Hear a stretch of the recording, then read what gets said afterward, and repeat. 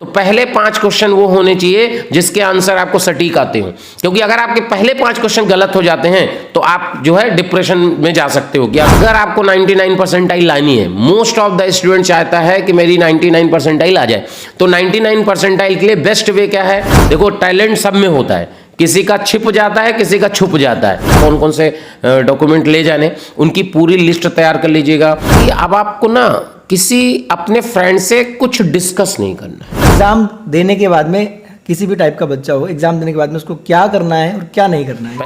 रख हौसला, वो मंजर भी आएगा, प्यासे के पास चलकर समुंदर भी आएगा, थक कर मत बैठ जाना मुसाफिर, तुझे मंजिल भी मिलेगी और मज़ा भी बहुत आएगा। नमस्कार दोस्तों, मेरा नाम है Vishnu Rathore and you are watching Kota जानकारी यूट्यूब चैनल। बात करें आज के वीडियो में तो हमारे साथ कनेक्ट हो चुके हैं RRD सर, जो कि जॉइंट डायरेक्टर है मोशन के। सर, सबसे पहले तो बहुत बहुत स्वागत है आपका हमारे चैनल पर। धन्यवाद सर, जेईई मेंस के एग्ज़ाम की बात करें तो जनवरी फेज़ आ चुका है ना, लगभग कल परसों से एग्ज़ाम शुरू हो जाएंगे। तो सर, मैं जानना चाहता हूँ कि एग्ज़ाम काफ़ी क्लोज है, बच्चे सभी के एग्ज़ाम हैं, तो एग्ज़ाम के पहले बच्चे को क्या करना चाहिए और क्या कुछ नहीं करना चाहिए ताकि उसको किसी प्रकार का कोई प्रेशर वगैरह, जो स्ट्रेस वगैरह, वो फील ना हो। देखिए, 27 से एग्ज़ाम शुरू हो रहा है, 27 से 1 फेब तक एग्ज़ाम है। अब क्योंकि डेट आई गई है, 25 आज हो ही गई, तो अभी तक बहुत सारे बच्चे मॉक टेस्ट दे रहे होंगे। मेरा मानना है कि अब मॉक टेस्ट देने की ज़रूरत नहीं है। आज अगर जो भी मॉक टेस्ट दे रहा है तो आज उसका लास्ट डे होना चाहिए मॉक टेस्ट का। आज के बाद आपको कोई भी मॉक टेस्ट नहीं देना है। अब आपको केवल अपने नोट्स पे फोकस करना है। जो आपने पूरे साल इंस्टीट्यूट में पढ़ाई करी है उसके नोट्स प्रॉपर रिवाइज करिए, और ये मान के चलिए, इतना कॉन्फिडेंस रखिए कि आपको सब कुछ आता है। नया क्वेश्चन कोई भी ट्राई नहीं करना, मतलब लास्ट मोमेंट पे ऐसा ना हो कि मेरी प्रिपरेशन खराब है। क्योंकि क्या होता है, कॉन्फिडेंस एक ऐसी चीज़ है जो आपको कहीं से कहीं पहुंचा देगी। तो बी पॉजिटिव। आप बहुत बढ़िया, आपने पूरे साल पढ़ाई करी है, आपने बहुत बढ़िया करके आओगे। कोई नया क्वेश्चन ट्राई नहीं करना, केवल जो आपके नोट्स हैं उनको प्रॉपर रिवाइज करिए। जो आपके क्लास के क्वेश्चन टीचर ने आपके कराए हैं उन्हें देखिए, उनके सोल्यूशन देखिए, आपका एग्जाम बहुत बढ़िया होगा। और सर, क्या कुछ नहीं करना चाहिए तो क्या करना है? भाई, बात यह है कि जैसे करना और ना करने की बात है सर। तो देखो, ऐसा है कि आपने बताया कि नहीं करना है तो आपको नया क्वेश्चन ट्राई नहीं करना।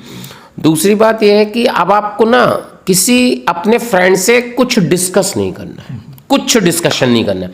क्या डिस्कस नहीं करना है? कि भाई तेरी प्रिपरेशन कैसी है, तेरे को क्वेश्चन आता है कि नहीं आता, तेरे को कॉन्सेप्ट आता है कि नहीं आता है। ऐसा हो सकता है कि सामने वाला आपको डिमोटिवेट कर दे। तो अपने को जो समय है ना, वो डिमोटिवेट होने का नहीं है। मेरा तो एक ही मानना होता है कि इतिहास कलम से नहीं, हौसलों से लिखी जाती है। हौसला बुलंद रखिए, आपको कॉन्फिडेंस ही आपको जीत दिलाएगा। तो ध्यान रखिएगा। और एक बात और मेरे को जो बतानी है कि जैसे जनरली क्या होता है कि जैसे कल एग्जाम है, तो आज रात में ऐसा लगेगा कि नींद ही नहीं आ रही।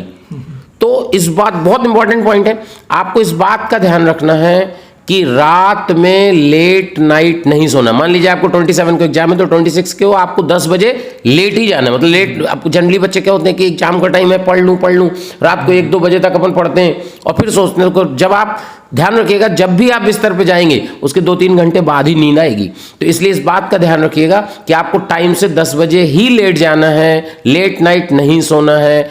आपको ध्यान रखना है कि कोई मतलब हैवी खाना नहीं खाना है। जैसे आपका एग्जाम है तो आपने रात में दबा के खा लिया तो ना पता चला कि कुछ फूड पॉइजनिंग या कुछ भी ऐसी तबीयत खराब हो गई, वो नहीं करना। लाइट खाना है, लाइट, बिल्कुल एकदम लाइट सा खाइए। जब एग्जाम देने जा रहे हो तब भी लाइट खा के जाइए, क्योंकि पता चला ज़्यादा खा गए तो वहाँ नींद ही आ गई नहीं। तो इसलिए थोड़ी थोड़ी चीज़ें हैं जो आपको याद रखनी है, ध्यान रखिए। अच्छा, एक बात और, जो आपको लिस्ट ऑफ डॉक्यूमेंट हैं, जो आपको NTA की तरफ से मेल आया होगा कि कौन कौन से डॉक्यूमेंट ले जाने, उनकी पूरी लिस्ट तैयार कर लीजिएगा। जब आप एग्जाम देने जा रहे हैं तो उनमें लिस्ट में टिक करके जाएगी, ये मेरे पास है, ये मेरे पास है, ये मेरे पास है। मैं आपके चैनल के माध्यम से बता भी देता हूँ क्या क्या ले जाना है। एक तो आपको आधार कार्ड ले जाना है, I card, basically ID card ले जाना है। तो ID कार्ड में Aadhaar card, PAN card, driving licence, इन तीनों में मेरे समझ बच्चों के पास आधार कार्ड ही होगा, ठीक है। उसके बाद आपको एडमिट कार्ड की 2-3 कॉपी ले जानी है, और फोटो कॉपी ऐसी होनी चाहिए जो क्लियर जो है विजिबल हो। इसके बाद आपको 3 से 4 पासपोर्ट साइज फोटो ले जानी है। ध्यान रखिएगा, वही फोटो ले जानी है जो आपने एग्जामिनेशन फॉर्म में लगाई हो, ठीक है। इसके बाद हाँ, एक पीडब्ल्यू, अगर आप पीडब्ल्यूडी हैं तो पीडब्ल्यूडी का सर्टिफिकेट ले जाना है जिसमें गवर्नमेंट की सील लगी हो।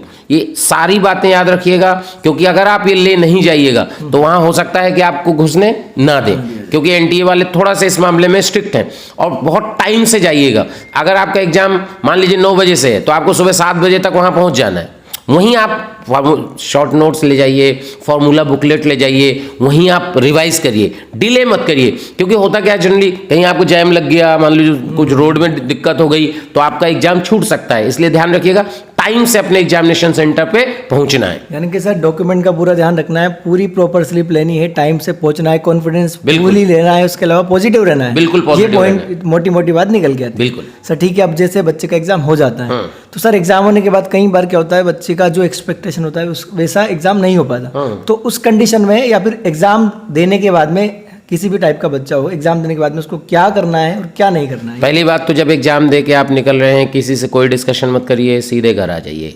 अभी कुछ दिन बाद सोल्यूशन आ जाएंगे, सोल्यूशन मिला लीजिए। और अगर आपका एग्जाम बहुत बढ़िया होता है तो इसमें तो कोई इससे अच्छी बात कोई हो ही नहीं सकती।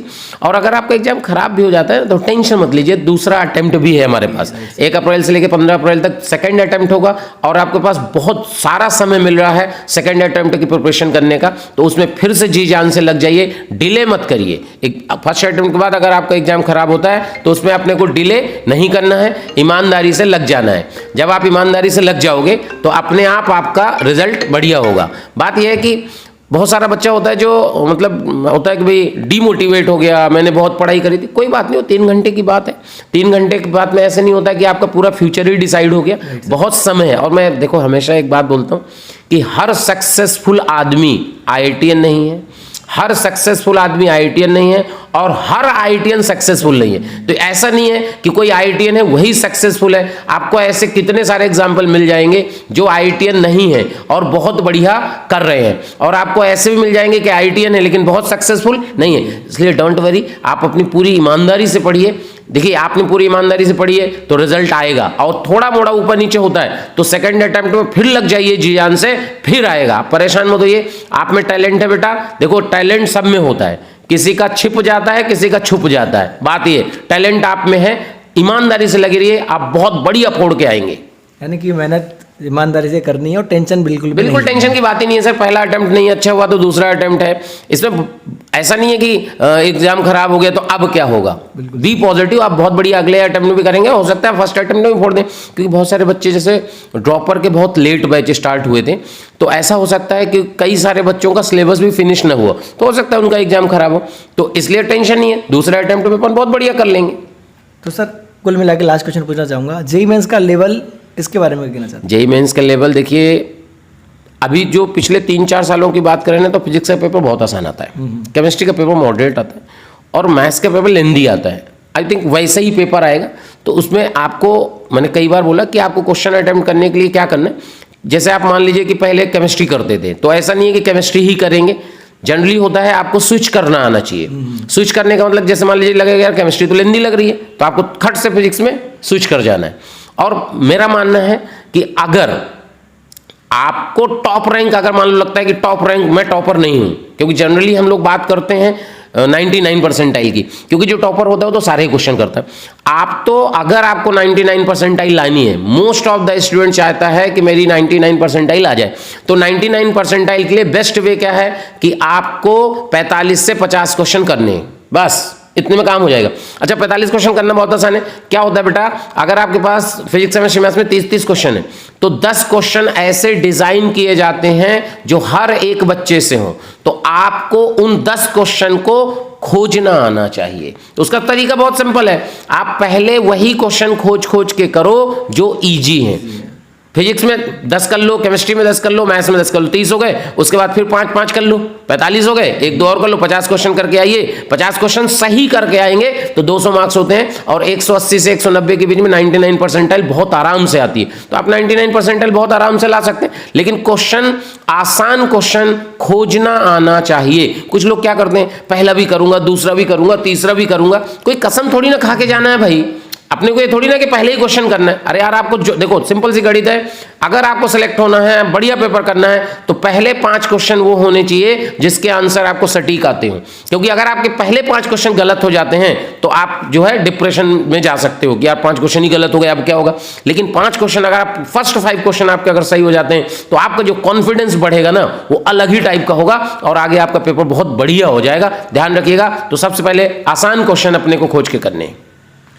तो आई होप ये वीडियो देखने के बाद में आरआरटी सर के टिप्स आपको काफ़ी ज़्यादा हेल्प करेंगे आपके कॉन्फिडेंस को बढ़ाने के लिए, पॉजिटिव रहने के लिए और आपके एग्जाम को एक तरह से इजी बनाने के लिए। थैंक यू सो मच हमसे कनेक्ट होने के लिए। और यदि आप मोशन में किसी भी प्रकार की आपकी इंक्वायरी, एडमिशन रिगार्डिंग वगैरह, तो इस वीडियो के डिस्क्रिप्शन बॉक्स में हमने इंक्वायरी फॉर्म डाल दिया है मोशन का। आप उस पर जाकर डिटेल वगैरह फिल करेंगे तो मोशन की टीम आपसे कॉन्टैक्ट करेगी और आपकी XYZ जो भी इंक्वायरी है वो कहीं ना कहीं सोल्व हो जाएगी। Thank you so much sir. Thank you.